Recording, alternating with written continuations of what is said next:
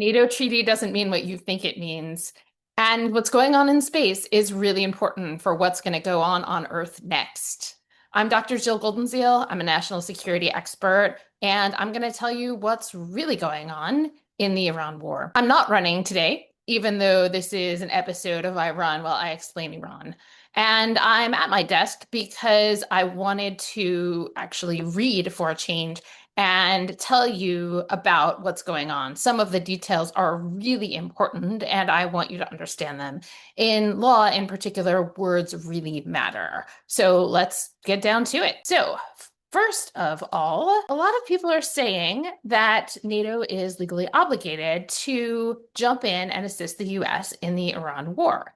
And that is not actually true. So Article 5 of the NATO Treaty says that an armed attack against one ally is considered an attack against them all.